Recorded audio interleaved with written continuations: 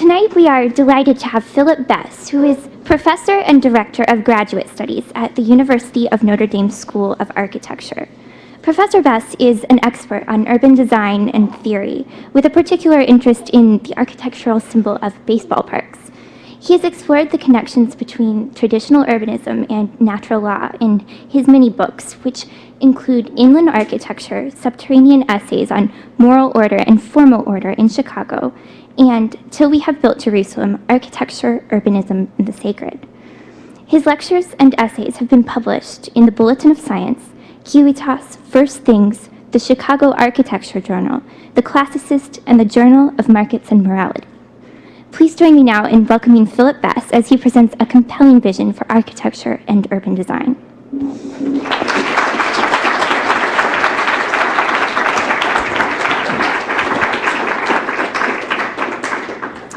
Sydney, thank you very much. Good evening. It's a pleasure for me to be here. Thank you all for waiting. Gilbert Chesterton said that, so I want to get this right. He said that an adventure is an inconvenience rightly considered.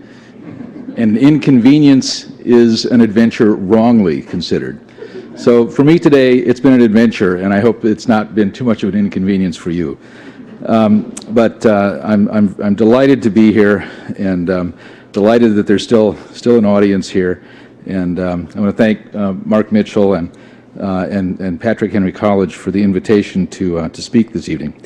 I have one question, I guess wondering one thing.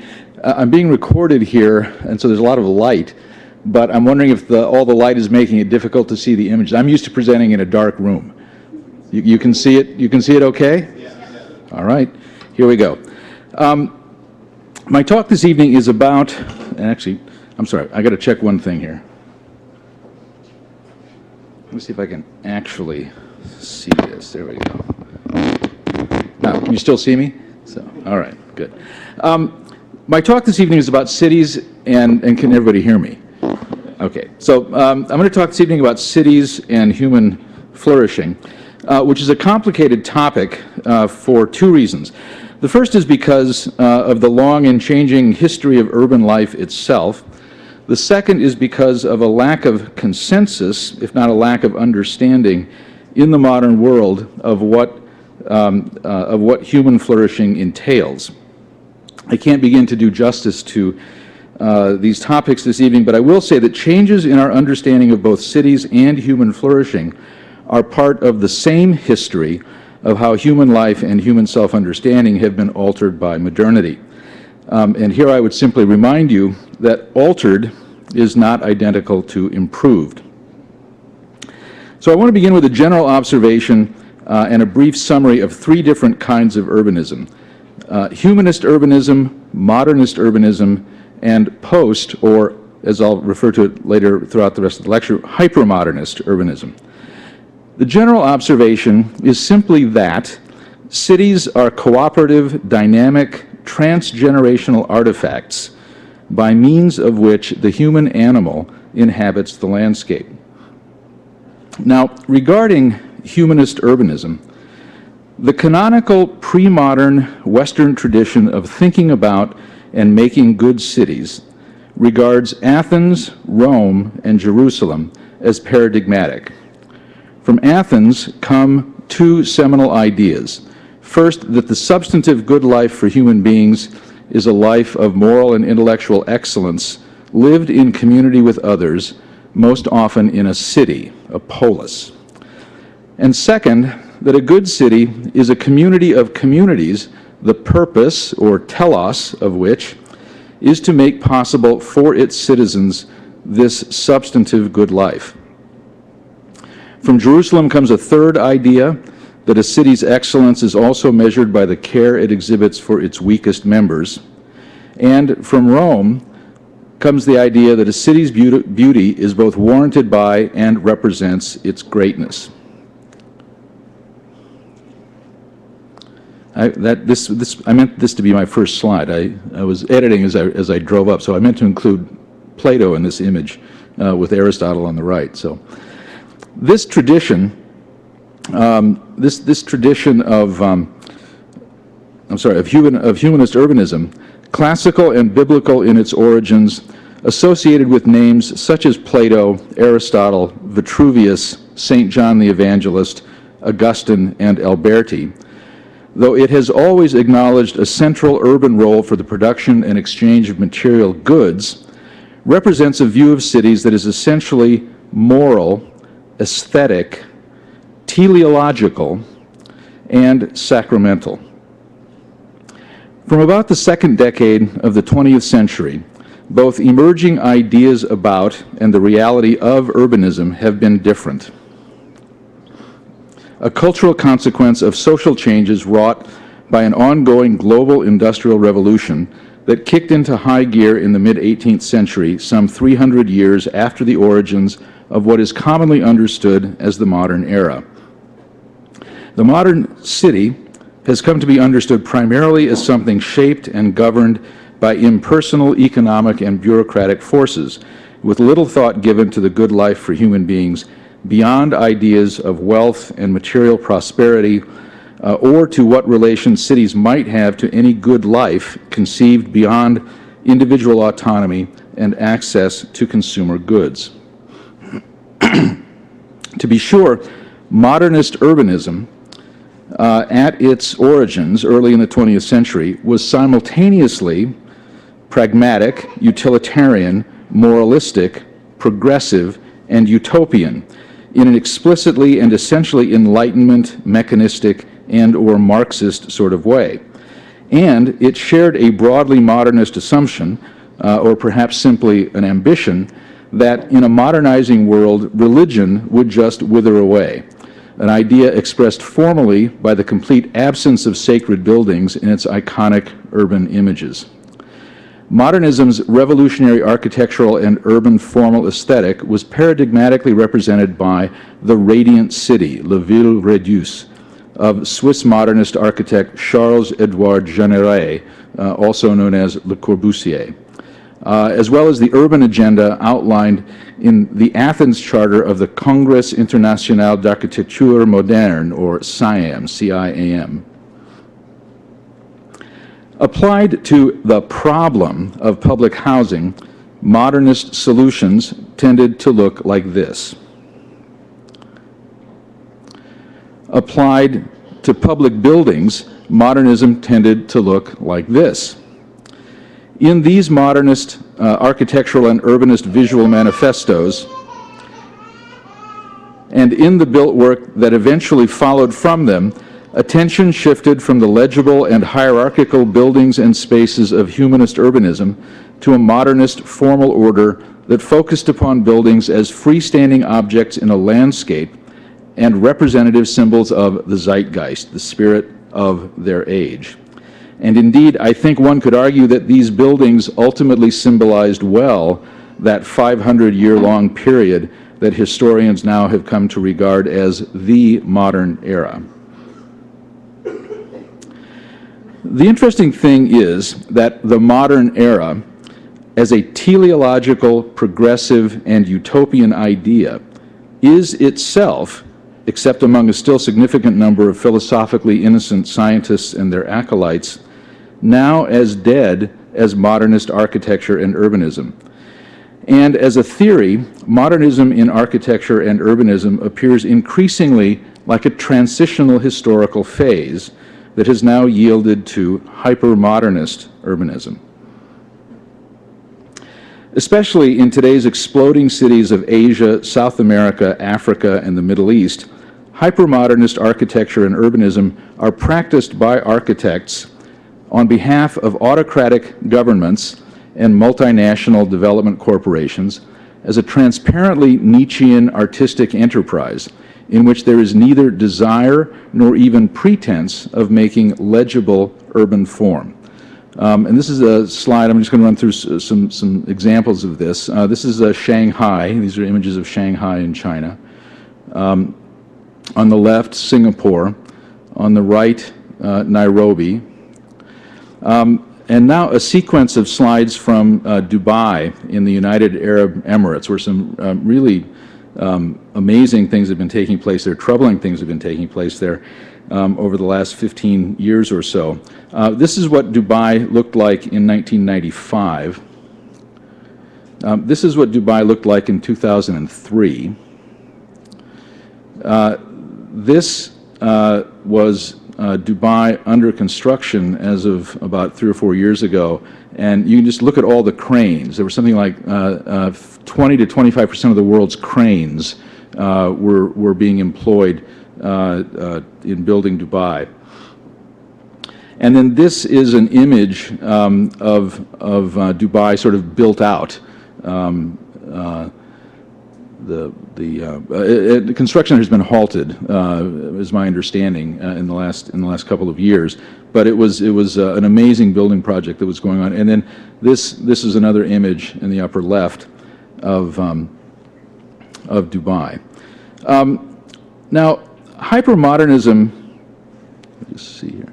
Oh, I'm sorry. And one last one. These are a couple of images from Seoul, Korea.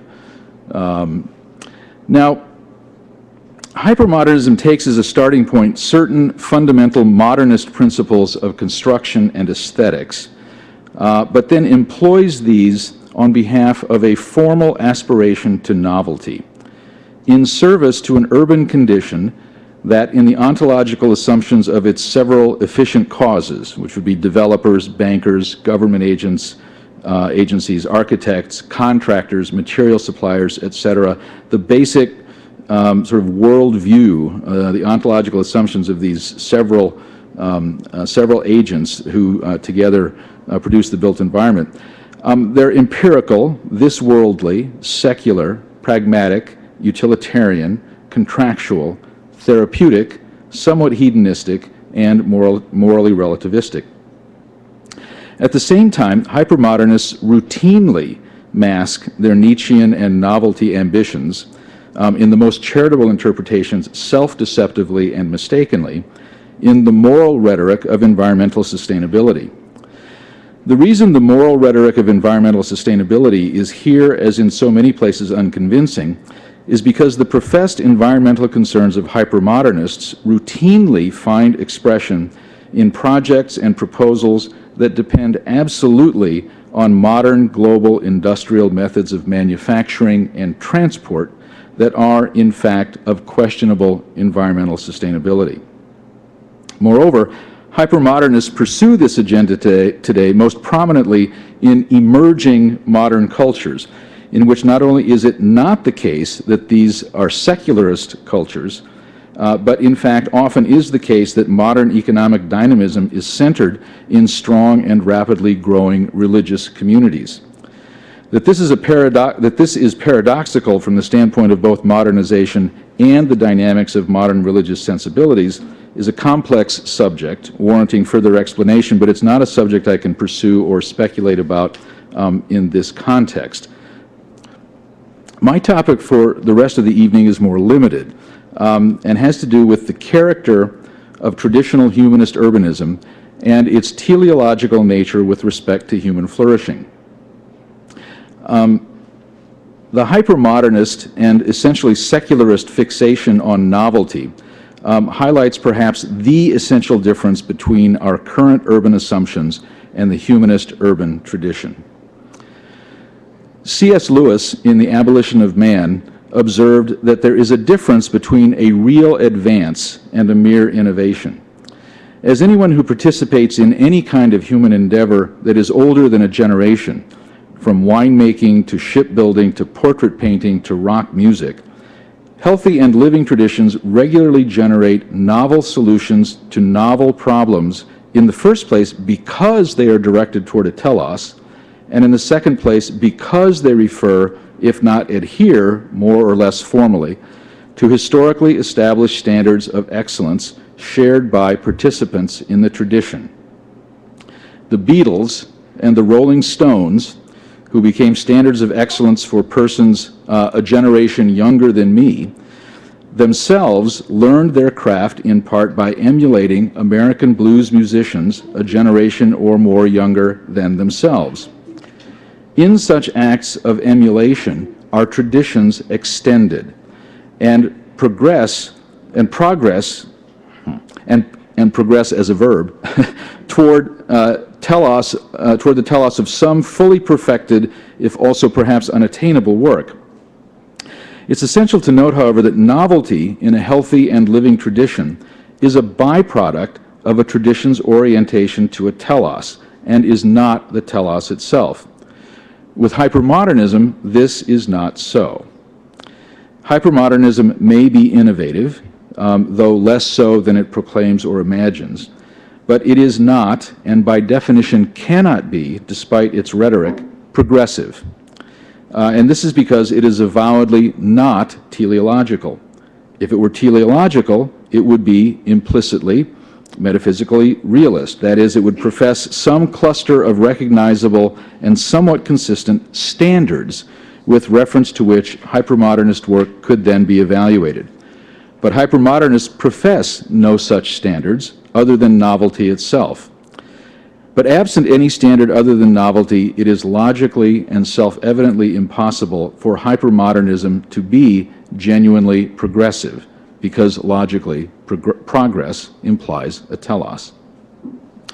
So let's consider cities substantively and teleologically. That is to say, let's think about what cities are and what cities are for.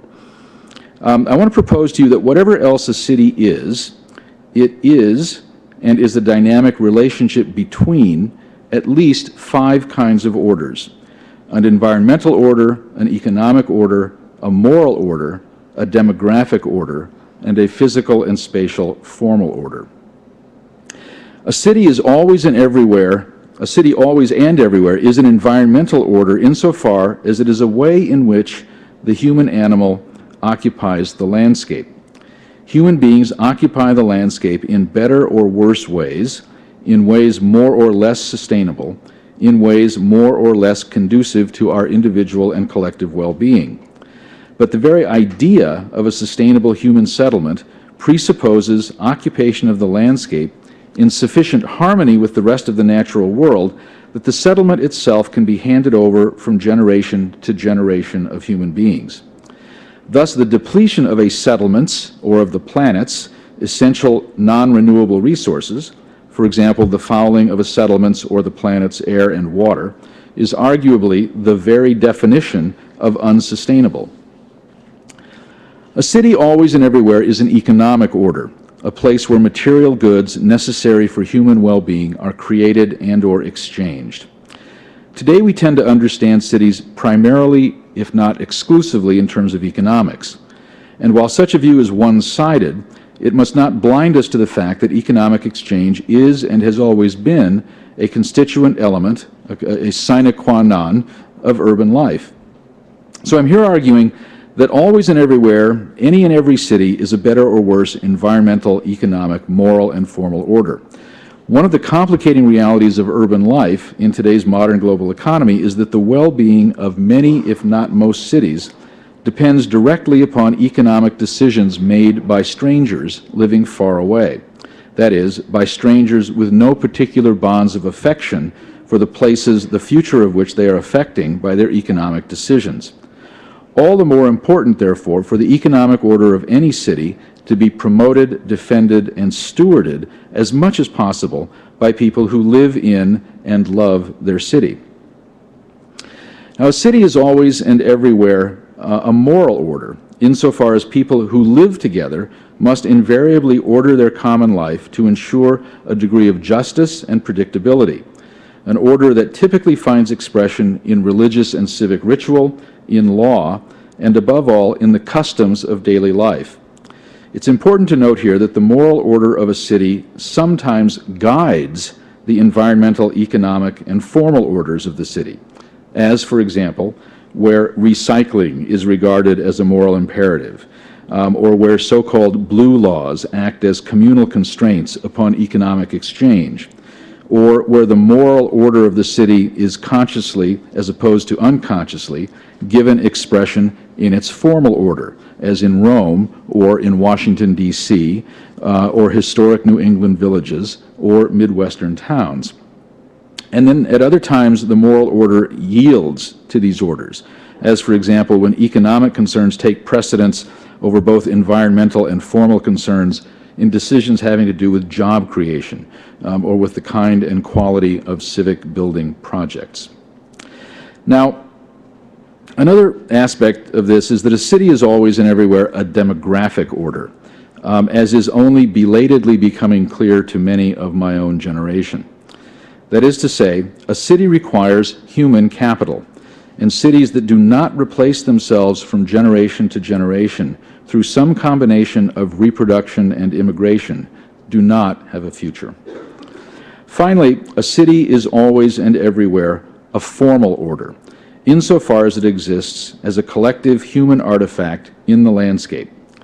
Architects and urban designers cannot be ignorant of the environmental, economic, moral, and demographic orders of cities, but the special expertise of architects and urbanists is the formal order of cities.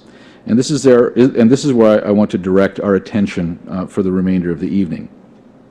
When in what follows I refer to traditional urban formal order, I refer to the way in which human beings made villages and towns and cities up until about 1950, in distinction from the way that we have been making places for ourselves since then, arguably not as well. Now, before moving to the formal order of cities, I want to briefly visit the equally complex topic of what a city is for. And here I want to put forth a very old but nonetheless true idea. The Aristotelian propositions that the city exists to promote the good life for its citizens, and that the good life itself is substantive and essentially the same for all human beings, namely, a life of individual moral and intellectual excellence lived in community with others, and most especially in a city. Now, I realize that these definitions are somewhat circular. The city exists for the good life, and the good life is most often found in a city. But that's the basic proposition about what cities are for, a proposition that I ultimately find more plausible than that cities are best understood primarily as economic entities, or as entertainment zones, or as unusually beset by moral corruption, or as dangerous to the health and well-being of children.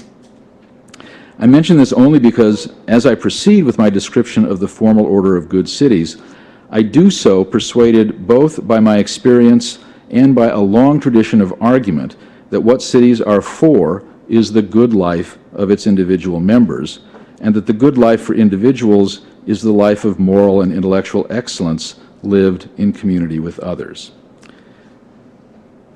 Now, I've got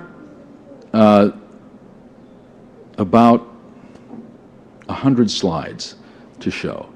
And I'm going to talk about several themes, and there's a certain point where I can choose to go on or I can choose to stop.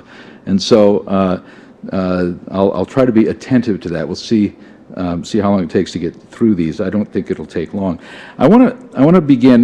The several themes are the idea of space in the urban formal order, the notion about urban formal order as a mix of uses within pedestrian proximity of each other, the distinctive characteristics of suburban sprawl, some of the specific kinds of and specific types of urban spatial and building forms that are characteristic of traditional urbanism. And then I want to show 10 characteristics of a good town, focusing on a small town in upstate New York. And then if there's time and if people are interested, I can talk about traditional versus modern construction and the relationship of these to environmental sustainability. And then if people are really interested, I can talk about zoning. But I've saved that for last because we can let that go if we need to. So let me more or less in order of importance. Let's start with this notion about space as an urban thing. And I want to make a differentiation between space and anti-space. And when I talk about space and anti-space, I don't mean that space is good and anti-space is bad. So, but rather what I mean is sometimes anti-space in the wrong place is bad. But when I'm talking about space and anti-space, I'm not talking about good and bad. I'm talking about something and its opposite, right? So that, and you can think of it with respect to as being analogous to the law of contradiction, right? That a condition cannot be both A and non-A at the same time and in the same respect. Well, a condition, a formal condition, cannot be both spatial and anti-spatial at the same time and in the same respect. And any kind of condition is either tending more towards one or the other. As it becomes more spatial, it becomes less anti-spatial, and vice versa. So let me talk a little bit about what I mean, and let me start with this diagram. This is a kind of a well-known diagram from the field of Gestalt psychology, and it's simply from perceptual psychology, and it simply has to do with the notion that the way that we perceive things, we always perceive figures against a ground. And so, and what's famous about this particular diagram is the idea that depending upon what you focus on, you either see, if you focus on the white, you see a drinking vessel against a black background, and if you focus upon the black, you see two faces in profile against a white background. And so this is a famous diagram of an equivalent kind of condition that one is figure and one is ground, but there's an ambiguity there, and depending upon which you're focusing on, one is the figure and one is the ground, and that can reverse. Well, similar idea with respect to space and the notion of anti-space. The notion of space, what's meant by space, when we talk about it in terms of traditional urbanism, and the reason that it's important is because in traditional urbanism, space is the medium of urban culture. And what I mean by a spatial condition is a condition in which space is a figure. Space is a figural void, as opposed to what is by now a kind of modern habit of thinking about space as being something that lacks definition. We think of space as the final frontier, as a void in which there are objects. We perceive objects. But that's exactly the condition that I mean to describe as an anti-spatial condition. Spatial condition is one of figural voids in which where the figural voids are defined in an urban condition typically by buildings, and they're defined by the vertical edges of buildings. An anti-spatial condition is one in which buildings appear as objects in a spatial context or an anti-spatial context that lacks definition. And so these two slides show kind of the opposite conditions, similar to the figure ground drawing from the previous slide. That on the left you have Le Corbusier's Unité d'habitation, which is a figural building in an anti-spatial condition. You see the building as an object. On the right is the Uffizi Gallery in Florence, in which the space is the figure and the buildings are defining the contained spatial condition. In fact, you can almost imagine that in Florence there was a solid block of building, and Le Corbusier carved out this solid block of building, lifted it out, and transported it to Marseille, or that you could pick up the building in Marseille and you could take it to Florence and drop it in that slot, right, and it would fit. But that's the difference between what I mean by a spatial condition and an anti-spatial condition. Now, spatial conditions in urban settings come in a couple of primary categories, this is a very simple taxonomy. Notions of centralized space and spaces that are linear, and I'll go into more detail a little bit later about urban spatial types. But this is an example of what I mean by space. It's contained by the buildings, defined by the vertical edges. And this is an example of what I mean by a centralized space. It's closed. It's not literally circular, but it's enclosed, it's not linear. It's contained. Whereas this is an example of a linear space, again, where the buildings provide the vertical definition, and it's a spatial condition, but it's not centralized, it's linear, it's axial. Spatial conditions exist in places other than cities. You can find them occasionally in nature, but you can find them quite frequently in a certain kind of landscape gardening tradition, particularly associated with Italy and with France. And so these are examples of garden conditions that are spatial. And then these are examples of buildings in an anti-spatial condition, where if I ask you to look at any one of these three slides, and what is your eye drawn to? Your eye is drawn to the building, I would bet, right? And in that respect, the building is the figure, is the foreground, and the spatial, or actually the anti-spatial condition, is the background, is the condition for the building. And this is and so obviously two of these, the Villa Rotunda on the left and the Church Santa Maria della Consolazione on the right. I mean, these are 16th century buildings, in a landscape environment. So it's not that anti-space is a uniquely modern condition, it's that anti-space is a characteristically modern condition. More on that later. This is an image of contemporary post-1945 suburban sprawl. And what I want to suggest is that if space is the medium of urban culture, sprawl is characteristically anti-spatial. And I'll talk more about that. Another view of sprawl and its anti-spatial characteristic. And remember, what's critical about the definition of space is that it has a vertical edge, right? And so this is not a mathematically precise relationship, but more or less, experientially, if you have a condition where you have a unit of height to 6 units of width or less, right, the condition starts to be spatial. That if the ratio of the width to the height starts to become greater than that, then you start having a kind of anti-spatial condition. This is an image of sprawl that I would characterize as an anti-spatial condition. Another image of sprawl that I would characterize as an anti-spatial condition, notwithstanding that, for example, if you look here, right, I mean, you've got an edge of buildings along here and an edge of buildings along there, that if they were taller, that could be a spatial condition, but they're not. And so I'm characterizing it as anti-spatial. Now, so that basic thing, the point is that space is the medium of traditional urban culture, and post-1945 suburban patterns of development, and also modernist ideas about architecture are anti-spatial. That modernism in architecture focuses upon object buildings in an anti-spatial kind of environment. So what's traditional urbanism? I want to talk about in some ways the most essential aspect of traditional urbanism in terms of the neighborhood, right? And I'll talk about what I mean by that. But essentially, traditional urbanism is a hierarchical network of streets and blocks, buildings and blocks, that contain within them a mix of daily life activities that are within pedestrian proximity of each other. And I'll show you what I mean by that with respect to some specific kinds of dimensions. But usually that comes to about 120 to 200 acres or so.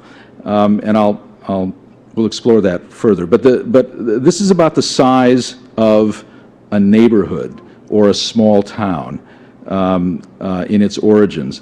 And there's a reason for that size. And so what I want to suggest is that the neighborhood is the basic unit of urbanism and of urban design. Now, here's a little diagram by Leon Krier about the components of a traditional city. And this is a diagram of what he calls the res publica, the public realm. And it's a realm made up of civic buildings, religious buildings, and monuments that are foreground buildings, that are meant to be seen and to stand out and to be unique. And this constitutes the public realm of buildings. And then there is the res economica, or the background buildings, the private realm, the realm of residential buildings, the realm of commercial buildings, the realm of background buildings. I'm going to talk later about ideas of foreground buildings and background buildings. But it's a critical idea in the context of, it's an idea that's critical to the notion of the reality of traditional urbanism, because traditional urbanism is primarily a spatial realm that is defined by buildings, most of which are background buildings. And there's a reason for that. And what happens then is you get, in the city, you get the public realm and the private realm, and you put them together and you get the city. Right? So this is a wonderful little diagram by Leon Krier of this notion of the neighborhood as the fundamental unit of urban design and what is in that neighborhood. Now, I'm going to come back to this notion, well, of the relationship between neighborhoods and cities. But for now, I want to draw your attention to what I would characterize as the measure of good urbanism, which is the 1/4 mile radius or 5-minute walk, or the half-mile diameter circle or square, if you will. This is a drawing, and let's see, in what follows, anywhere you see one of these orange circles, you can assume that it's a half-mile diameter circle, which means that it's a 10-minute walk from edge to edge, or a 5-minute walk from center to edge. What this drawing by Leon Creer illustrates are a number of historic European cities, historic centers the centers of historic European cities, all drawn at the same scale, and how they fit within this 1/2 mile diameter circle. So if you've been to Venice or know Venice at all, here's St. Mark's, and over here's the Rialto. If you've been to Florence, here's the Duomo, the Baptistry, the Piazza dei Signori, the Uffizi Gallery that we saw here, and likewise for Amsterdam, for Dresden, for other cities. But you get, and again, if you know Florence at all, you can get a sense of the sheer amount of culture that can be contained in 126 acres. It's actually pretty impressive. And this was, and incidentally, in Florence, which was founded as a Roman colonial city. It was founded as a Roman castrum in the 3rd or 4th century AD. You can just get the outlines of what that was. It's sort of the square piece in here that was the historic city of Florence, the historic center. So it was founded as something that was actually, contained within this, this half mile diameter circle. And so what's the big deal? What's the reason for that?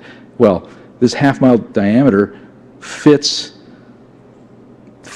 the embodied nature of human person, right? Of the human person, right? And so what's characteristic about historic traditional urbanism is that you have a mix of uses, a mix of activities within pedestrian proximity. Within a 5 to 10 minute walk, you have places to worship, places to live, places to shop, schools, civic buildings of all kinds, and that's the key idea. That's the primary idea behind the notion of a neighborhood as a walkable mixed-use environment of a certain limited size. So, as I said, the neighborhood is the fundamental unit of urban design. I'm going to show a couple of examples in Chicago. If any of you know Chicago, Chicago is laid out on a grid where major avenues occur every half mile. It's actually laid out as part of the American Continental Grid that was established by the Continental Congress Land Use or Land Ordinance of 1785 that established a continental grid from the west side of the Allegheny Mountains all the way to the Pacific Ocean.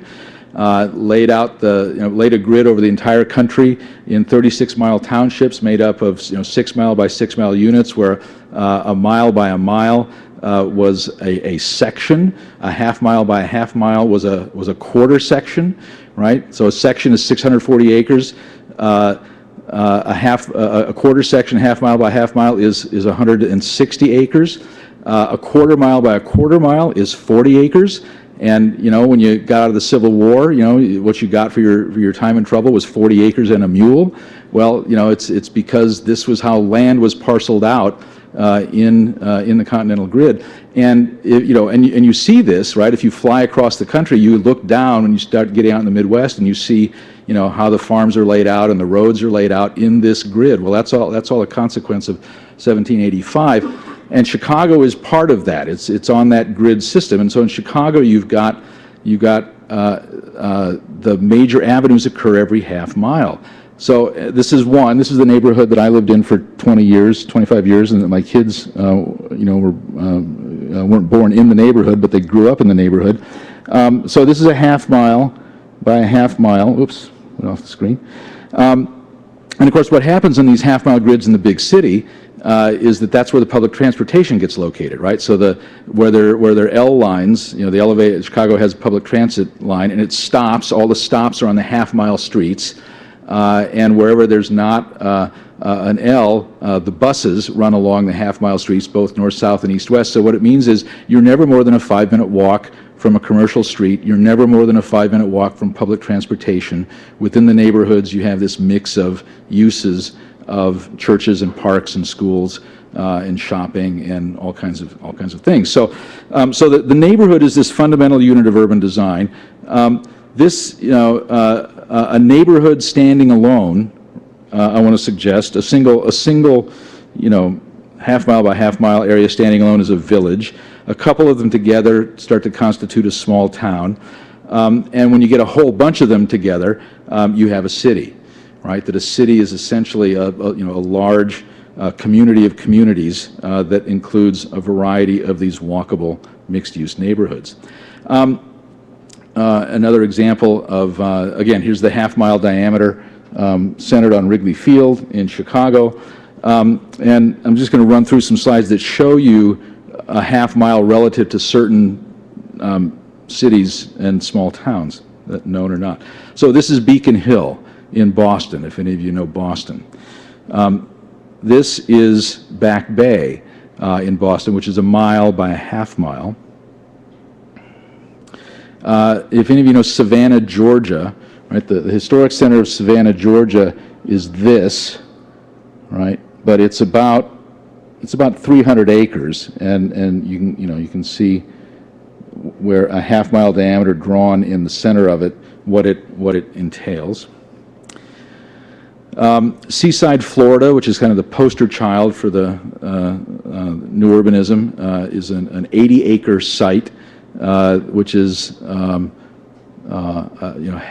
it's a quarter mile by a half mile in its dimensions. Dartmouth College in Hanover, New Hampshire.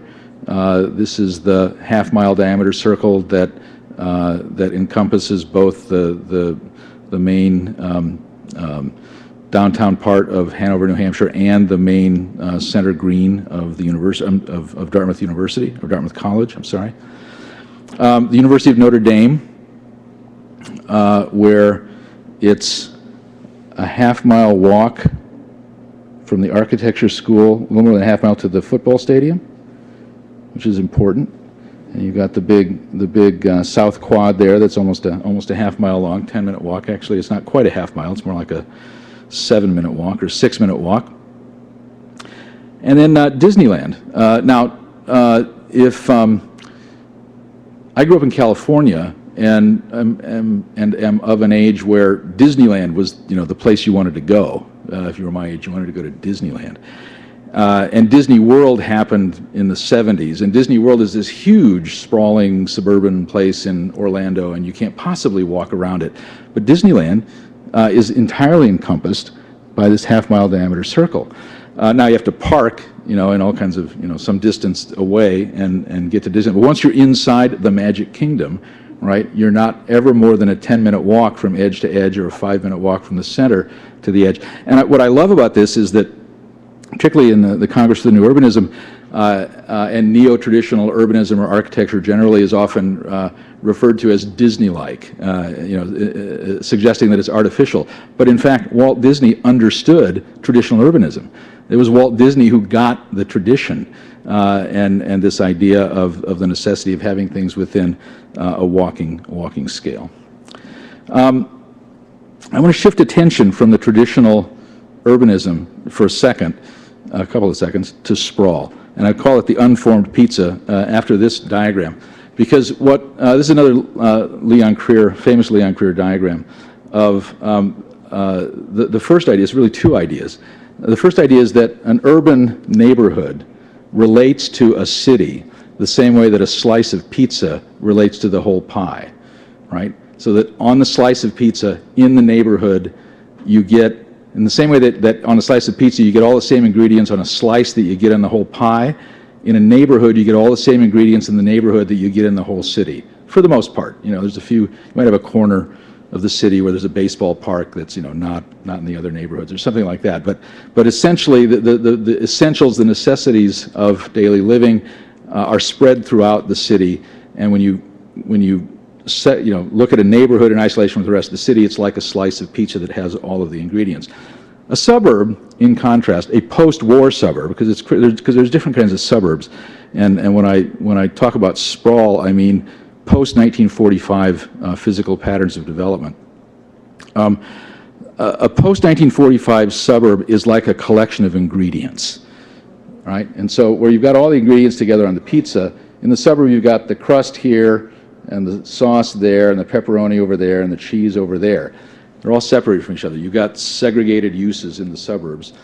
And, and the reality is that if you've got all those uses in a pizza, all those ingredients of a pizza separated, you don't have a pizza, right? What a pizza is all of those things together. And so in a similar kind of way, a suburb is not a city in exactly that kind of way, because you've got all of these uses that are separated from each other, to which you can't walk significantly, you have to drive. And that's the way that we've been making the built environment since 1945. So what are the components of sprawl? You've got these separated ingredients that new urbanists like to call monocultures, right? So you've got monocultures of housing, and you've got monocultures of shopping. And here, just by way of reference, I've overlaid the half-mile diameter circle over a local shopping mall near South Bend and a kind of famous Western suburban shopping mall, Western suburban Chicago shopping mall, the Woodfield Mall in Schaumburg. You can see both of them are about 1.5 miles long, made up of big box stores and parking lots. There's no mix of uses within it. And so, think about it. The Historic Center of Florence will fit right there, right? So, big difference in scale, and big difference in form, and a big difference in what's taking place in the way that land is being used and the way that human beings are occupying land. Another component of sprawl, monocultures of office buildings, monocultures of civic buildings, right? The church as a big box. This is Willow Creek Community Church in Barrington, Illinois. There's the church. Here's the church, here's the steeple. Well, here's the church, here's the parking lot. And a lot of people, but it's this isolated thing. Again, you could imagine the Duomo in Florence there and think about what else is around it, right? But in the case of the big box church, there's nothing. There's nothing around it but the parking lot. Another component of sprawl, the automobile-oriented, pedestrian-hostile infrastructure. I love this. This is a kind of typical, not a typical sprawl, commercial arterial condition. This happens to be in California. You'll notice there's no sidewalks anywhere. All of the businesses are automobile-oriented with curb cuts and openings to the businesses off the street. There are no pedestrians anywhere except for this poor woman right here who's about to be killed. I hope not, really, but yes, it's this. That's another component of sprawl, is this auto-oriented pedestrian hostile infrastructure, and then more auto-oriented infrastructure at the big scale. Now, what happens when you separate all these uses is that you get these weird kinds of relationships to each other, right? And so, like example here, you've got 3 different kinds of conditions. You've got a condition here that is single-family residential, single-family residential subdivision, apartment buildings over here, and a big shopping center right here with a parking lot that is sized for Black Friday, right? But is never full, probably even on Black Friday. But what happens is that if you live here, you're really only about maybe 1.5 minutes away from the store. Now, let's assume one of these is a grocery store. You're only 1.5 minutes away from walking to the store. But because of the infrastructure conditions, you can't do that. So you have to get in your car in the cul-de-sac and drive out the road, out the feeder roads to the arterial, drive over here to the intersection, then drive up, over here, go in and park, and go get your carton of milk, and then drive back. And same thing for the folks who live over here in the apartment building. So it's not a, again, it's not a kind of efficient way of using land. I don't want to put this in terms of efficiency. It's not an efficient way of using land, but it's not a commodious way of using land. Okay, so suburban excursus. I want to talk about urban formal types because I mentioned earlier that space is the medium of urban culture, and in traditional towns and cities, there are certain recognizable, identifiable types of space. I always get into a discussion with my students about notions of type, little Aristotelian notions that the type is a kind of an abstraction, that it's the space, it's the place, it's the specific place that's real, but you see enough of them and you recognize what they have in common, and you form an idea in the mind of it as a type. But it's the thing that's real and not the type, and not everything fits the type, but enough things fit the type so that you can talk about a type. Anyway, so among the types that I want to talk about specifically, there's a couple big ones, but the bread and butter types of spaces for traditional urbanism are the plaza, the square, the boulevard, the avenue, the street, and the alley. And then there are certain building types, and I alluded to them or actually mentioned them specifically earlier.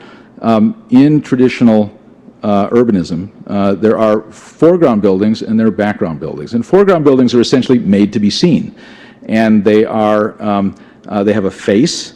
They tend not necessarily to be buildings that you view from all sides, but they're buildings that have fronts. They front a public square, or they will terminate a vista on a street or of an avenue.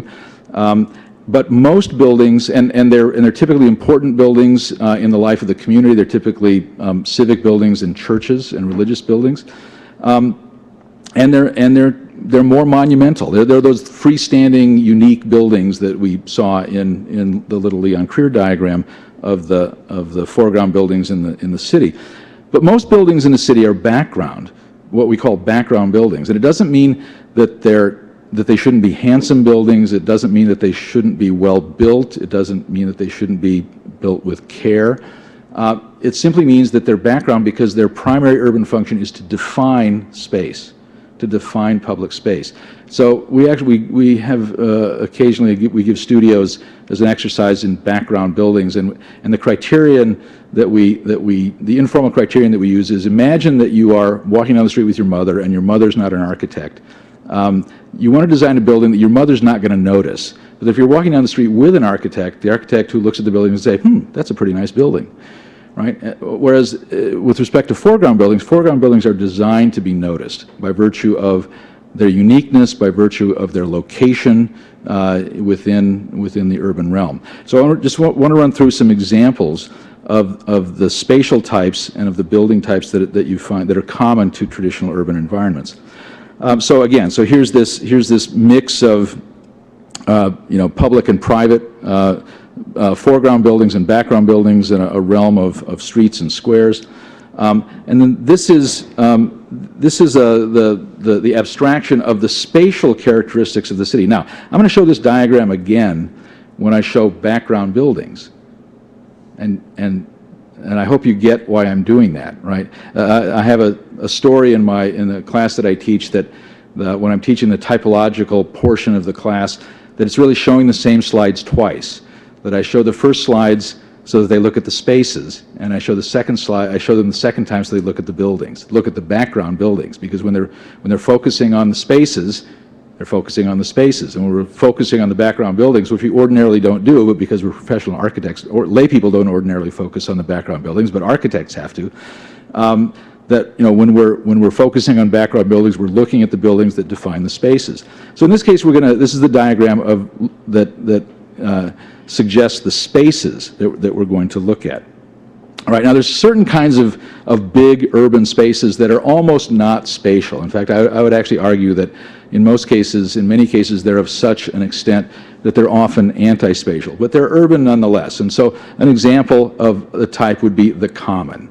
This is Boston Common, and it's a kind of an Anglo-American type, and of course it was founded when the Common came from this idea that when the town was founded, it was also an agricultural community, and the common was where the livestock grazed. I mean, now Boston Common is a recreational amenity, but up until 1812, cattle grazed on the Boston Common, and that was its origin. But this is that area, you know, that is the Boston Common. The park. The big park. I mean, Central Park is the big park, but there was a whole big parks movement in the second half of the 19th century that followed in the wake of Central Park in Manhattan, in which Frederick Law Olmsted was a leading figure, and there are big parks all over the United States as a consequence of that movement in the 19th century. But again, it's a big open area, but it's essentially, in most places, it's anti-spatial. I would say the closer you get to the edge of Fifth Avenue or the edge of 8th Avenue, the more you have a sense of it being spatially enclosed. But when you're standing out in the middle, you don't even sometimes know that you're in the city, and that's the idea. The idea is to recreate a natural kind of, or simulate a natural landscape environment that is essentially anti-spatial. Likewise, the mall in Washington, D.C. It's singular. It would be more spatial if the buildings along the edge were taller, but I want to say it's implicitly spatial. It's a great place. But when we get into these other types, we really are talking about figural urban space. And the first type that I want to talk about is the plaza. And we'll talk about two types of spaces, and there are others, generic types of spaces, but the two generic types of spaces that I want to talk about are centralized spaces and linear spaces. And plazas and squares are centralized spaces, more or less, and boulevards, avenues, streets, and alleys are linear spaces, right? So the plaza is and again, in a hierarchy of spaces in traditional urbanism, the centralized spaces are generally hierarchically more important than the linear spaces. There's more of the linear spaces. The centralized spaces are more singular. So the two primary types of centralized space are the plaza and the square. And typically the difference is the plaza is a hard surface public space, and a square is a planted, centralized public space. Plazas tend to be more characteristic in the Western tradition of Southern European cultures, and squares tend to be more Northern European and Anglo-American. So here are two examples of plazas, and plazas are much older, incidentally, in terms of the history of plazas. I mean, they come out of the Agora and the Forum and the Place, the Plaza. I mean, Place, Plaza, Plain, Piazza. You know, all these. It's the same word for plaza. This hard surface thing. Squares have a much shorter history. They don't start showing up until around, the first one shows up in Northern Europe in the 16th century, and then you start having them, they become more prominent in the 17th and 18th century in England and in the United States. So these are two examples of plazas. On the left, the Campo in Siena. On the right, the Berg plain in Bruges, but hard surface, right? So centralized hard surface space. Pienza, small city, Italian hill town, and Todi, the central piazza in Todi, which is another Italian hill town. The square, the planted centralized public space, on the left, Paris, on the right, London. I'm blanking on which one it is in London. Can't wait that long. On the left, in the United States, examples of squares, Jackson Square in New Orleans on the left, and a residential square in Boston, Louisburg Square, on Beacon Hill, which is contemporaneous with the London residential squares of the 18th, late 17th through the early 19th centuries. Linear spaces, the boulevard. The boulevard is analogous to the square. Insofar as the square is a planted centralized space, the boulevard is a planted linear space, right? And so this is Commonwealth Avenue in Boston. Typologically, it's misnamed. And that often happens. But because Commonwealth Avenue is, I would argue, a premier example of a boulevard and maybe the finest linear space in the United States. It's a mile long, but it's an example of a boulevard, this linear planted public space. They happen at a much smaller scale. This is Cooperstown, New York, a little residential boulevard that's a quarter-mile long. There's monuments to soldiers at each end, a lovely, lovely little street. But again, key thing is the planted median in the street. Avenues are, again, analogous to plazas. No planted medians. They'll have trees planted along the edge. But they're generally high traffic capacity, high volume capacity thoroughfares. But they also accommodate pedestrians. On the left is, of course, arguably the most famous avenue in the world, the Champs-Élysées.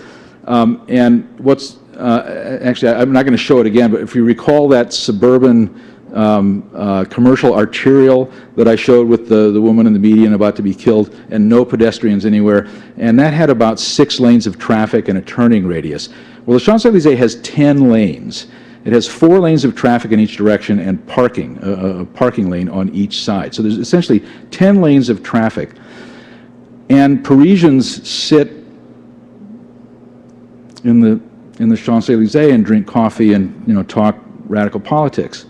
Well, why do they do that? How can they do that when there's 10 lanes of traffic, whizzing by them? Well, they can do that because the sidewalks are 75 feet wide, right?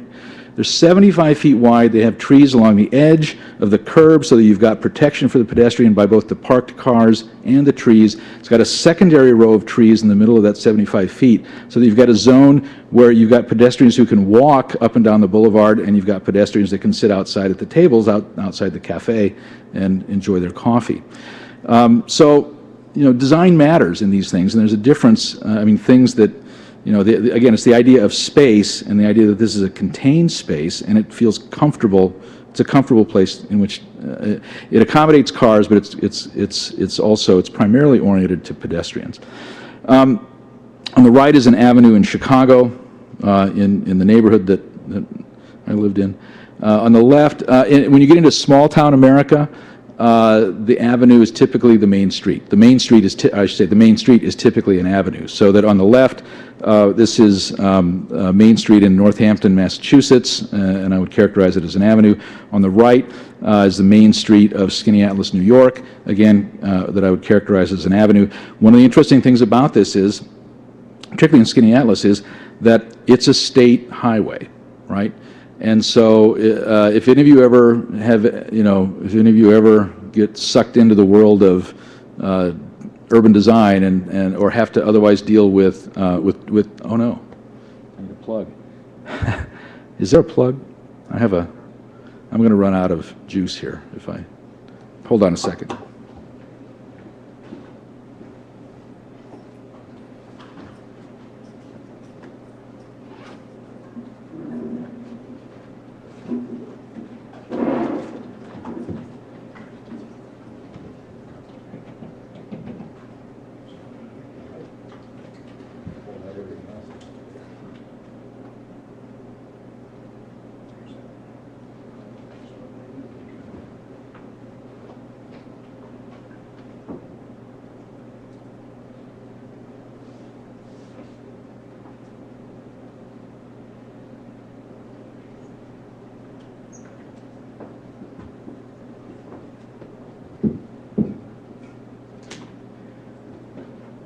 I was just so excited to be here, I forgot about the basics. So, anyway, one of the difficulties that you'll find in your career if you do this is dealing with state departments of transportation, because state departments of transportation are organizations that exist for one purpose, which is to promote the free flow of automobile traffic, which when you're out in the country, that's a great thing, but when you start getting into small towns, that's a problem when the state road runs through a small town. And one of the things that they've done really well is that is the way that they've tamed the state highway as it comes in and transitions from being a 55-mile-an-hour road as it comes into town, and it slows down because the streets get narrower and you get sidewalks and you get buildings close to the street. and it slows down traffic down to 30 or 25 miles an hour, just in terms of what feels comfortable to drive. It's a great example. Okay, so avenues. The next type are street types, and the streets are what are the most prevalent urban spatial type. Most urban spaces are streets, and they come in a variety, and they're ranked below the avenue, they're ranked below the boulevard. The boulevard and the avenue are high-capacity thoroughfares. The street is just your normal quotidian thoroughfare that accommodates, depending on its size, it accommodates cars, pedestrians, bicycles, etc. So this is, on the left is a street in Bruges in Belgium, on the right Charleston, South Carolina. On the left, Chicago, a neighborhood street. On the right, I'm sorry, oh, I got this wrong. So Nantucket is on the right and Chicago is on the left. Interesting, the one of Chicago, this is half a block from Wrigley Field. This is a half a block north of the corner, if any of you know Chicago and Wrigley Field, the corner of Waveland and Sheffield, which are the two streets in the outfield. So if you hit a home run out of the park, it goes into either Waveland or Sheffield. This is on Sheffield, half a block north of Wrigley Field, 30 minutes after a game that was filled to capacity. Traffic and population dissipates very rapidly in a grid, as opposed to how traffic dissipates around the stadium when all the parking is concentrated immediately around the stadium, and there are limited means of egress. So just FYI. And then the final one is our alleys. I mean, if they're done nicely, you can call them lanes. Here in London, this is a more utilitarian alley in Chicago. Boston is sort of the halfway between. Other examples of alleys, and the main thing about alleys is that they again, it's a linear space. They perform service functions essentially. I mean, it's the lowest piece of the hierarchy, but they do great things in cities. A number of things follow from urban conditions that have alleys. It allows a number of things to happen. One is that because the alley is a means of parking your car behind, which means that you don't have to have curb cuts in the street, which means that you can parallel park cars along the street and make a safer pedestrian environment. You can create ways of parking cars that don't involve building surface parking lots, which dissolve urbanism. Right? Parking is the solvent of urbanism. It destroys the spatial character of neighborhoods.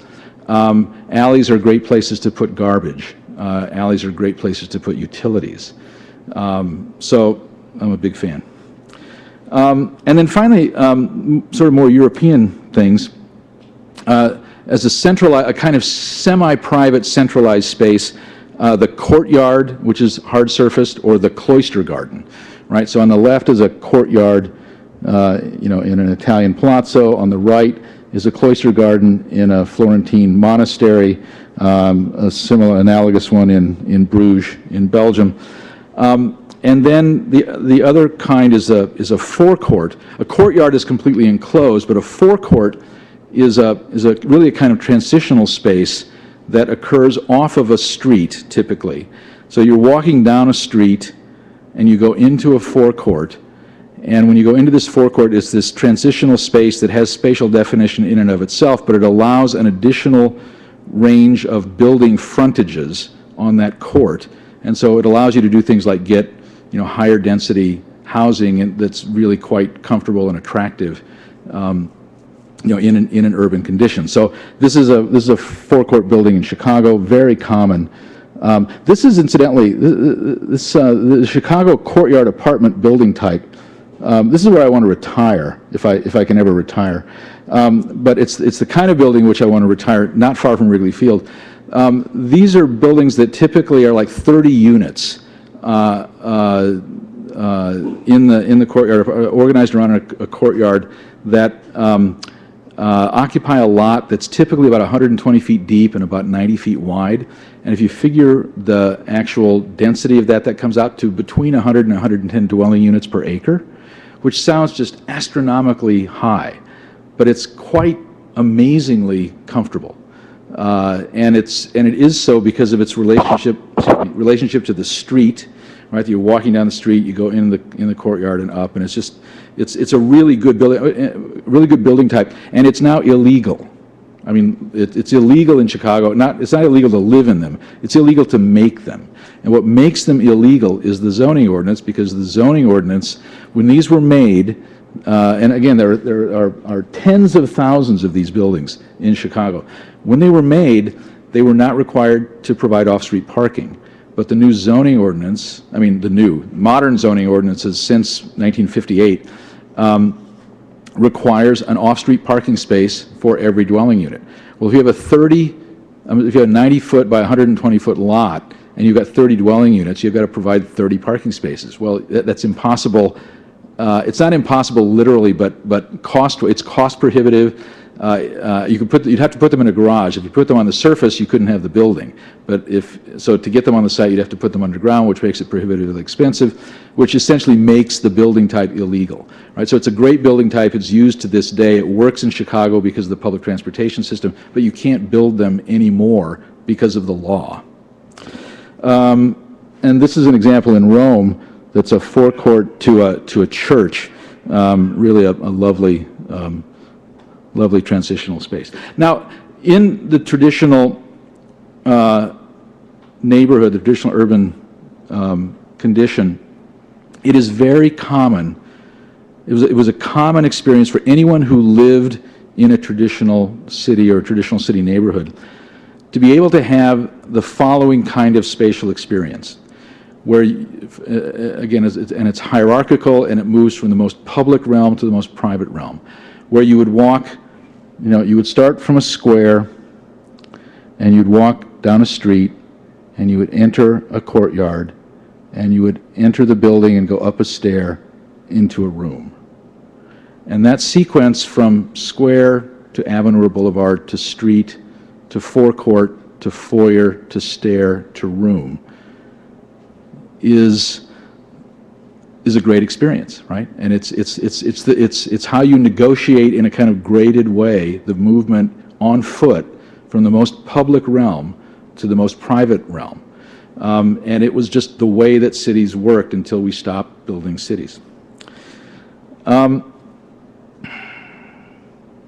Background buildings, and then we'll pause. I'm sorry. I just described urban spatial types. I want to real quickly do urban building types. I want to talk about foreground buildings. Again, going back to this diagram by Leon Creer. So here, these are all examples of foreground buildings and monuments. And again, I'm assuming that when I show you these slides, and I should have said this before, when I was showing you the spatial slides, I was imagining that you were actually looking at the voids and not looking at the buildings, right? Well, here, I'm imagining that actually you're going to look at the buildings, and it's because you're supposed to look at the buildings. I mean, not because I say so, but because the buildings themselves stand out as something to be looked at, right? So imagine that when you look at this slide, your eye goes there because it's supposed to. Or that, you focus on the statue of Jan van Eyck, or you focus on the Paris Opera House, or you focus upon the Duomo in Florence. These are all examples of foreground buildings in a traditional urban context. Similarly, a market hall on the top left, a church top right, post office lower right, a monument in the lower left. Examples of foreground building types, in this case churches that are terminating axial vistas.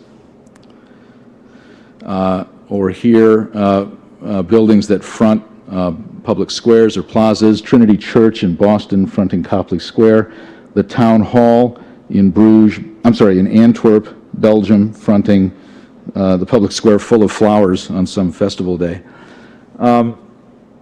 Other foreground building types, lower left, the Boston State House, an elementary school on the upper left, Scheib Park, a baseball park that was actually done as a classical building in Philadelphia, and on the lower right, the McKim, Mead and White Boston Public Library. And then background buildings. Again, now you might have seen some of these slides before where we were concentrating on spaces, but now I want you to look at the buildings. Right? So these are all examples of background buildings. In this case, they're mixed-use buildings. They generally have retail on the ground floor. They have apartments or offices above. This is the Campo dei Fiori in Rome. I mean, I could have said, look at the monument here to Giordano Bruno, because monuments show up in piazzas that are defined by background buildings, right? So all these things are mixed up. It's this idea, not confused, but mixed. It's this idea of a mix of uses. So it's all there, but in asking you to look at the buildings, these are all examples of background buildings. Or on the Champs-Élysées, again, which we saw earlier, you can see the Arc de Triomphe there in the background, and you can see, the space is out here, the avenue's out here, but these buildings, these are defining the space, and they're doing so as background buildings. Similarly, Commonwealth Avenue in Boston, Regent Street in London, these are all examples of background buildings defining the space.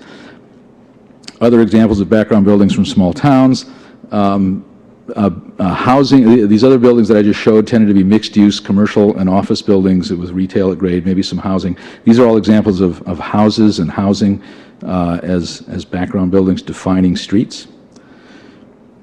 And very common, these are multifamily, examples of multifamily housing in Chicago.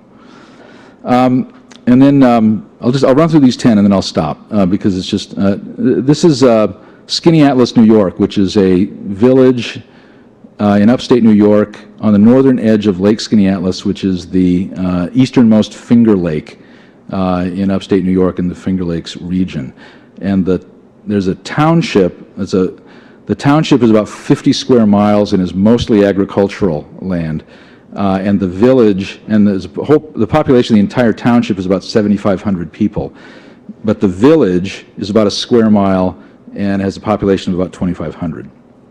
But I want to suggest that it has these 10 characteristics that characterize good towns as well as good urban neighborhoods. But here's what they would look like in the town of Skaneateles. Right, so a good town has a discernible center. A good town has a more or less discernible edge. It has pedestrian-friendly streets. It has a variety of dwelling types. It has stores and offices at and or near its center. It has schools and parks and playgrounds to which most children can walk. It has a connected network of blocks and through streets, which is to say, like Beacon Hill here, and unlike wherever this suburb is. It places its buildings close to the street to help define the spatial condition of the town. It utilizes its streets for parking, because as I said, otherwise, if you'd have to build expensive parking garages or you have to create surface parking that dissolves the spatial condition of the town. And it reserves prominent sites for civic buildings, religious buildings, and monuments.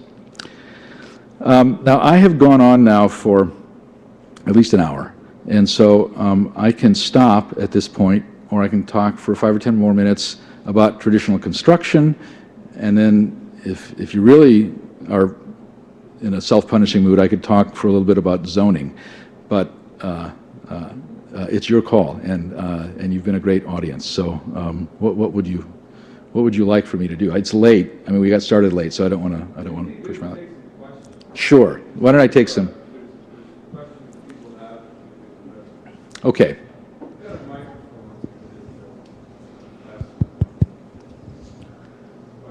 Questions, anyone?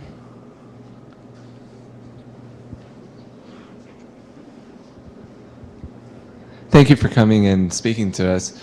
I'm pretty sure that most of us won't become architects or urban designers, and I'm wondering what applications this could have for us. Wow. Well, the built environment is a product of the work of a lot of people. And architects and designers, in some ways, are not even the most important. In many ways, are not the most important actors. And so, goodness, you could. there's a way to answer that question if you're involved in the building trades, and there's a way to answer that question if you're not involved in the building trades, right? I mean, if you're a contractor or if you are a craftsman, then obviously you can have some kind of impact on these things. But I would say as a public official, you need to be attentive to the effects of zoning ordinances on the built environment, because right now it is. It's practically illegal to make traditional neighborhoods in the United States under existing zoning, because existing zoning mandates separation of uses and is essentially a recipe for sprawl.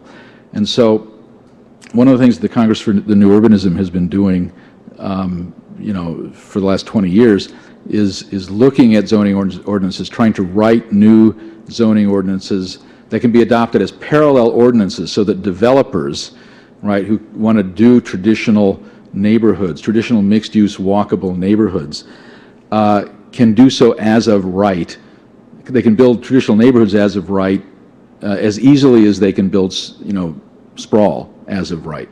And so if you're ever involved on a zoning commission or something like that, you educate yourself to be attentive to the implications of zoning. I mean, the reality is that zoning is a change in zoning laws is a necessary condition for making new traditional urban environments, but it's not a sufficient condition. It requires good architects. It requires, bankers being on board. It requires change in federal bureaucratic regulations with respect to the kinds of buildings that they'll fund. For example, HUD, various agencies of HUD, Fannie Mae, Freddie Mac won't finance mixed-use buildings, but mixed-use buildings are in fact a key part of traditional neighborhoods. And so if I were going to talk to you about zoning, one of the things that I would say about the kinds of zoning ordinances that we tend to work on is that instead of use-based codes, we look at form-based codes, and we presume that we look at form-based codes that are govern the way things are built according to building type and according to density, right? So that you can have, low density neighborhoods or low density areas and higher density areas. But the critical thing is that whether it's low density or high density, the presumption is that there will be a mix of uses that are allowed. You're not segregating according to use. And I won't go into why. I mean, all of you know examples of buildings that have changed their use over time. And it's just crazy. It's a crazy modern rationalist, bureaucratic emphasis on designing a building for a single use. And the reality is that that's not how human beings live, right? And so it's much more critical to design for building type instead of use. These are just things that if you're interested in this stuff, you need to be attentive to it. But how does it? I mean, the other thing is that you try to live in these, live in traditional neighborhoods, because there's a lot of them that are run down, and that with a little bit of love they blossom. Yes. Hi, thanks for coming, Dr. Bess. I'm not a doctor. Oh, well, thanks for coming anyway. Thank you for calling me doctor. Well, I'm a big fan, so I assumed. But I'm actually a PhD grad who is an urban planner, so there are some of us out there. Anyone who's interested, well, talk to Dr. Mitchell, because I've got my baby waiting in the car. But I wanted to ask about kind of a PhD-related question, because there's a lot of conservatives here, and as a planner, I look at the planning field, and it seems to be dominated by kind of a more liberal, if you will, political persuasion. Right. And I hear what you're saying, kind of pulling together a urban vision with a moral compass that conservative and Christians could get behind. Right. And I'm just curious, where's the disconnect with kind of conservative planning, or lack thereof, nowadays? And if you could talk about that a little bit. Yeah. Well, let's see. I mean, you've hit on a subject that's sensitive, I think, both generally and for me personally. One of the interesting things about the neo-traditional urbanism movement is that its adherents cut across political lines, and its critics come from both sides, right? And so, there's a certain libertarian critique of any kind of planning as being inherently illegitimate. But if that were the case, you wouldn't have Washington, D.C., you wouldn't have Savannah, Georgia, you wouldn't have any of the, most of the great places that we love have been to some extent planned. And at the same time, from the left, the criticism, you've got the avant-garde criticizing traditional urbanists for being retardataire, for being tools, capitalist tools, tools of developers. And so it's a kind of thankless position to be in. In some ways it's a good position to be in, because I take it as a sign that we're doing something right, that we have critics on both sides. At the same time, one of my own frustrations with certainly not with all of my colleagues in the CNU, the Congress for the New Urbanism, but with many, is that they do operate with an outlook on the world that is essentially, liberal, secular, modernists. So in some ways they're modernists in everything except for their interest in traditional neighborhood design. And one of the things that I've tried to do, sometimes subtly and sometimes not very subtly, sometimes successfully but more often not, is to suggest that there's a kind of disconnect there.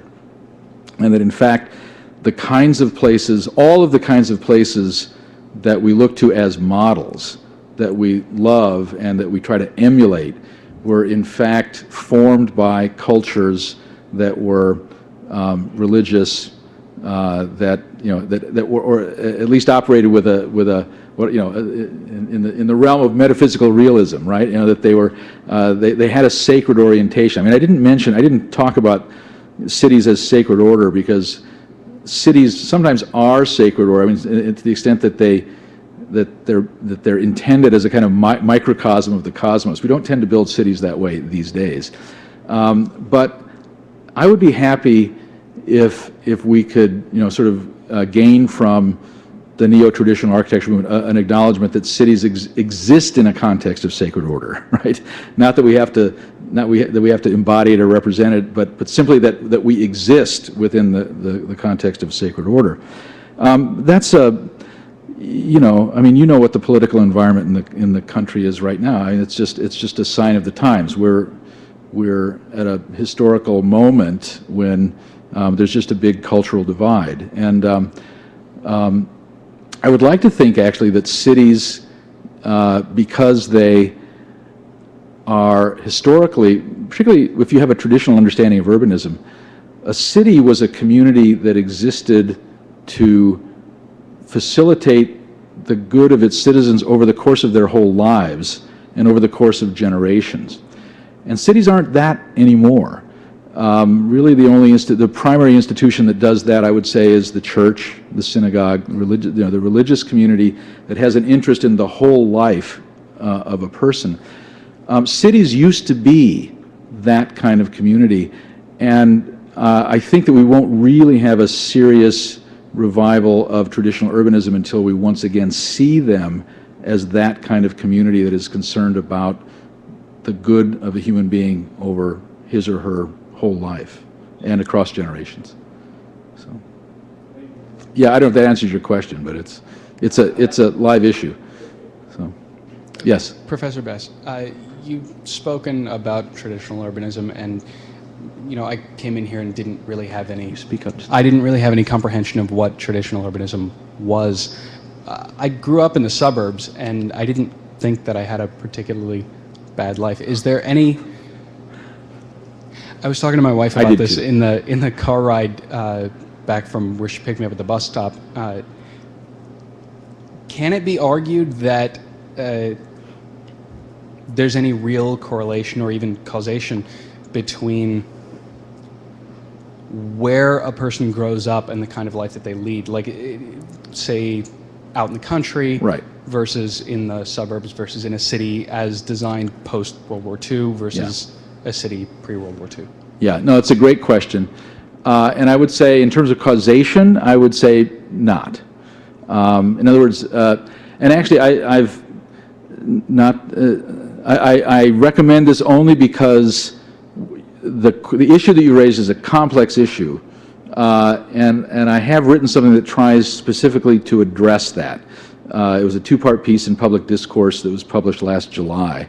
And so if you go online and do a Google search for Best Public Discourse, you'll find these two essays that try to address exactly that question. But if I can try to sort of summarize a couple of key points about it. One is that, to the question, and the way that the question is sometimes posed is, are you saying that people who live in the city are more moral than people who live in the suburbs? And no, I'm not saying that. Because morality, I think, is understood in terms of virtue ethics, ought to be understood in terms of virtue ethics. And so, one, I think, acquires virtues by participating in communities. And I don't want to suggest that there are no communities in suburbs, right? So the people who live in automobile suburbs certainly can participate in communal life and can, have the character-shaping kinds of formation that occurs in involvement in communities. I think that what happens, though, in the suburbs is that it's much harder to do that and to get an understanding of the goods of a whole life in a suburban environment, because everything it's not just that things are separated from each other, but classes of people are separated from each other, that you just don't tend to encounter people in sort of odd, random circumstances, right? I mean, you see them, you have a community that's your church, and maybe you see them on Sunday, and maybe you see them on Wednesday night, and maybe you see them at Little League or something like that, paths cross, but it's not something, you're in a suburb, you're less likely to encounter them in a kind of random sort of way, or a quotidian kind of way. And so the analogy that I like to use is actually a football, a high school football analogy, and it goes the other way, which is the irony, which is that I follow high school football in Chicago, and there's a conference in Chicago in the western suburbs called the DuPage Valley Conference that has a team, actually Wheaton, Warrenville South. Year after year after year, they've got great teams, and I like them. They're so successful that I should sort of root against them, but I root for them because of the kind of team that they are. They're always small. They're always giving away 30 pounds on the line they gang tackle. They knock people down and then they sort of lift them back up. I mean, it's sort of the best that high school football, the best that football can be, I think, at the high school level, and year after year after year, they're successful and seem to be pretty decent, about it. And anyway, but they play in this conference where sometimes the conference is so tough that sometimes, like 3 years ago, they had three of the four teams in the state semifinal championship bracket. So 3 teams from the same conference were in the semifinals. Well, anyway, I went to one of these games several years ago where they were playing a Chicago public high school. And Chicago public high schools do not do well in the state playoffs. The real football power is in the suburbs. And on this occasion, it was Wheaton Warrenville South against the Chicago high school team. And the best football player on the field was a kid on the Chicago team. He was a junior, 6'5", 240 pounds. He was in the backfield, Wheaton's backfield, all night long. Sacked the quarterback 5 times, had about half the team's tackles, was knocking the quarterback down when he wasn't sacking him. And this kid was a man among boys. I mean, he was, without question, the best football player on the field. And Wheaton beat them by 5 touchdowns. Okay? Now, what that suggests to me is that the culture of high school football, in this case it happens to be a suburban culture, but the culture of high school football is more conducive, that culture, Wheaton's culture, is more conducive to producing good football players than the Chicago public high school culture is producing good football players. But it doesn't mean there's no good football players, right, in the Chicago public leagues. Now, as I say, it's an ironic example because it's the suburban condition that's producing the good football players. But I want to suggest that that urbanism and suburbia is like that the walkable mixed-use environment where you're encountering people who aren't all like you on a regular kind of basis, in some ways is more conducive to acquiring the virtues that are needed in order to live a good life. It doesn't mean, I think the way that I try to put it is not that, I mean, and also people can't be faulted for not doing what they can't do, right? In other words, not everybody can live in a traditional neighborhood environment because they've become expensive. And a lot of people live in suburban environments because it's what they can afford to live in. And so there's no kind of moral failing in that, but it doesn't change what I think is the kind of principle of making urbanism, which is that human beings should make walkable mixed-use urbanism. That's kind of that's the principle that I would, and I've argued elsewhere, maybe, and I don't know if it's part of the conversation tomorrow morning, but thinking of it in terms of the natural law tradition, that's how I would phrase it, as something like that, as a principle. But the way that these things get worked out pragmatically, it differs from place to place. So it's a complicated issue, but I'm not saying that people who live in cities are more moral than people who live in the suburbs, because sin is pervasive, and whether you live in the city or the suburbs, we all have the same kinds of inclinations to the deadly sins. So I'm not saying that at all. Well, thanks for coming out, Mr. Bess. I didn't know you were from California. I'm from California myself. Where? I guess, Southern California, Where? Inland Empire, like San 40 Bernardino? miles east of LA. Yeah, San Bernardino. lived So my in question's about sprawl. I lived in Bloomington for 4 years. Oh, okay. You talked about, excuse me, the efficiency of sprawl and how you have this ridiculous setup where the grocery store is Right. only a mile away, but you have to drive around Right. to find it. Yeah.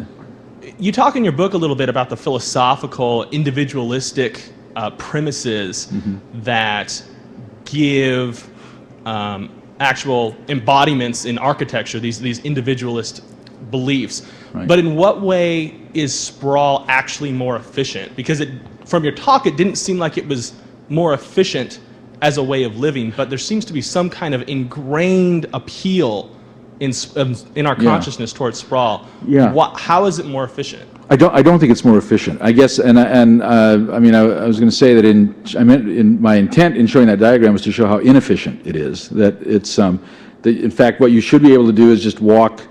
You're literally a 2-minute walk away, but you're physically prevented from doing it, so that you have to get in your car, and I regard that as inefficient. No, it's a good question.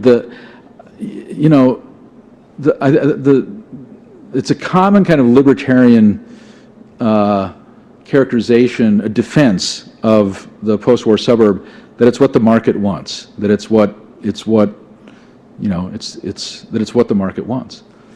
And I think it's not quite as simple as that. It's not quite as simple as that because it depends in large part on significant government support at the federal level in at least 2 major acts. One is the kinds of mortgages that the federal government will underwrite, and the other is the whole infrastructure of the interstate highway system that was a catalyst for making sprawl. So it's not quite the unfettered free market in action. At the same time, it clearly appeals to something in the American psyche, and you can look at it in terms of the kinds of sort of philosophical observations of Tocqueville, in the first half of the 19th century, when he said that he predicted and noted that it's characteristic of democratic societies to foster what he called the rise of individualism, which he called a novel historical phenomenon. He said it's not just selfishness. He says selfishness is, you can find that in any age, in any culture, but he says individualism is something new. He called it a calm and mature feeling that prompts persons to withdraw themselves from the mass of humanity and live only with their close friends and associates, to sever their ties from their ancestors and to blot out in their imagination their descendants. And it's like he's describing, what America, to some extent, has become, our failure to understand, both to understand our past and to be responsible, in our actions toward our future, toward our progeny. And this was this was long before there was sprawl. And so there's a certain, sprawl is a result, I think, of these kinds of tendencies that Tocqueville identified in the culture, meeting with a certain technological advance, that the automobile became available, right, and democratized in a way that Tocqueville maybe could have imagined, but probably couldn't have imagined. In combination again with government support of these things, and it happened after this amazingly traumatic event, in the first half of the 1940s, where this really heroic generation had just been through hell, and so it's very understandable to me why they would want to live a quiet, contemplative life from. They've had plenty of excitement in their lives already, but I think that the other aspect of it, of course, is simply the dynamic of America. It's an immigrant culture that has always moved west. It's always moved out, and when it got to the West Coast, right, when we finally got to the West Coast, that moving out thing, it became less, heading down the Oregon Trail than it was heading out the interstate 10 miles, 15 miles, 20 miles to the suburban subdivision. I think it's, I do think it's the built embodiment of this deeply rooted American sensibility. Tocqueville recognized it or identified or characterized it as a threat to democratic society. That like the founders, he recognized that democracy depends upon a virtuous citizenry, a public-spirited citizenry, and that to the extent that it's not to say that people who live in suburbs are uninvolved in political life. Clearly they are, but it was. It's something that I guess I see it anyway as a sort of physical embodiment of this tendency. The interesting thing is that I'm coming more and more to think is that I'm not sure what kind of future it has, not because of predictions of energy shortages or things like that, but because I think that some of the expenses of the infrastructure that it requires are becoming clearer, as that infrastructure is now in need of repair, and we understand actually how it was financed. And this is a half-baked idea, so I won't pursue it. But it seems to me that may be the real problem with the future of post-war sprawl-type development, is that we can't afford the infrastructure. Well, on that note, it is getting late. I'd like to thank all of you for coming, and especially for Professor Bess for making it here. And for it was an adventure. It was an adventure, and we appreciate your coming. Please join me in thanking Professor Bess.